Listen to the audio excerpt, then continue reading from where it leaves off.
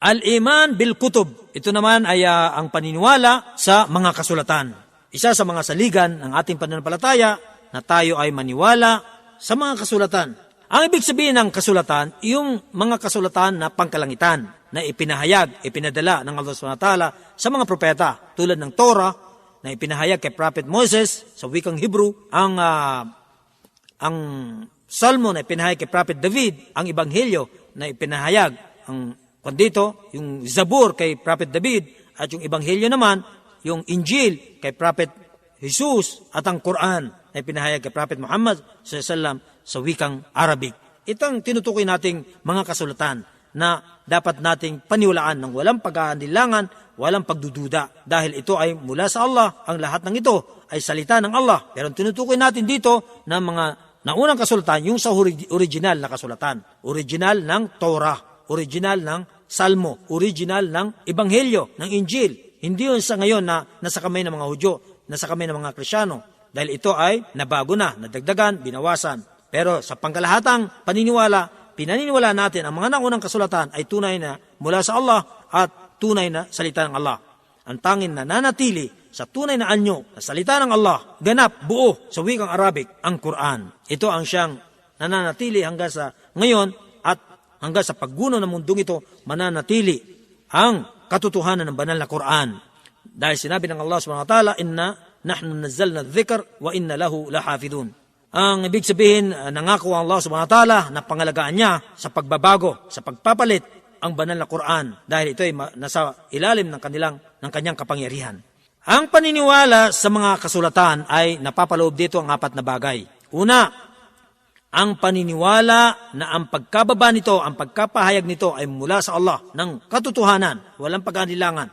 Pangalawa, ang paniniwala sa mga pangalang nalaman natin o napag-alaman natin. Lahat ng katulad na nabanggit ko, ang Quran ay pinahayag kay Propeta Muhammad sallallahu alaihi wasallam, ang Torah na ipinahayag kay Moses, ang Injil, ang Ebanghelyo na ipinahayag kay Prophet Isa, Jesus, at ang Zabur, ang Salmo na ipinahayag kay Prophet David. Marami pang mga kasulatan na ipinahayag ng Allah SWT, pero ito ay pininiwala natin ang pangkalahatang paniniwala. Ang pangatlong napapaloob sa paniniwala sa mga kasulatan, ang paniniwala sa lahat ng mga nailahad nito na mga balita, kasaysayan na siyang napatunayan mula sa Allah. Katulad halimbawa ng mga kasaysayan na napapaloob sa banal na Quran nang hindi nabago sa mga naunang kasulatan. Yung mga hindi nabago sa mga naunang kasulatan, pininiwalaan din natin. Sa madaling sabi, kung ano yung mga kasaysayan, mga katuruan na tumutugma sa banal na Quran, na naniniwala tayo mga Muslim na yun ay nananatili sa katotohanan.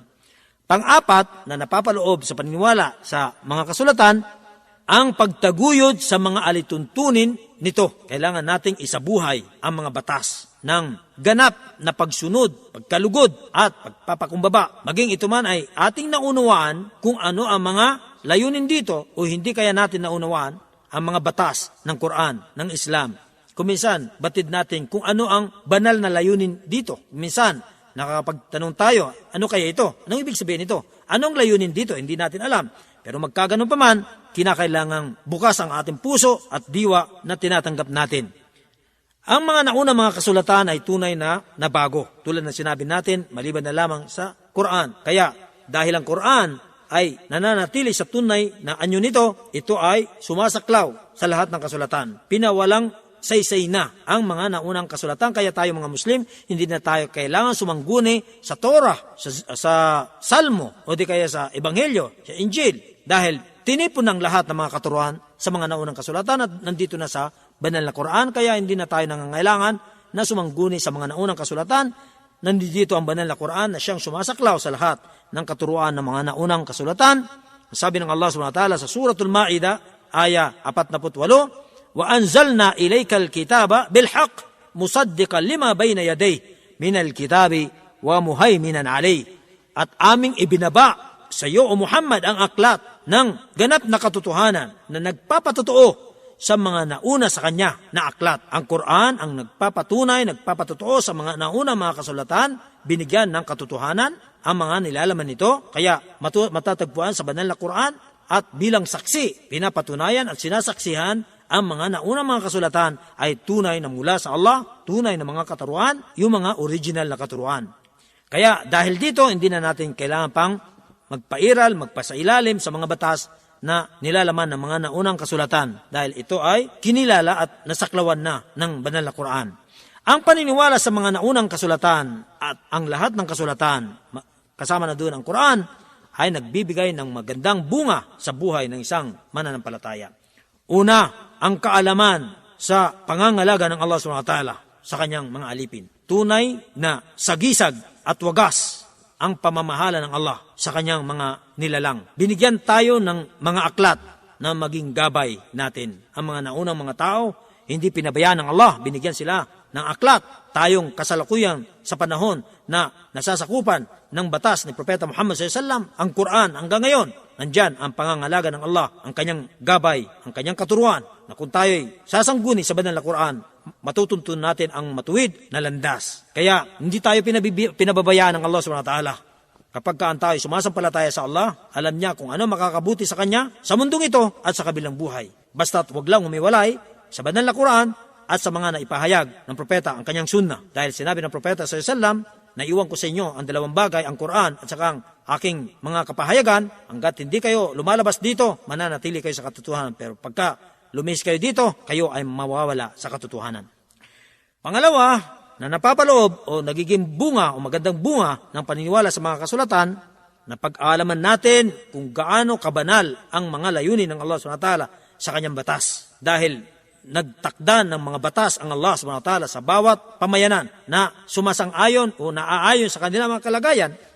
Iba ang mga batas ng mga naunang mga tao sa atin, ng mga naunang mga propeta, sa mga batas na sa kasalukuyan, na ito na ang pinakaganap na batas na ipinahayag ng Allah sa atin.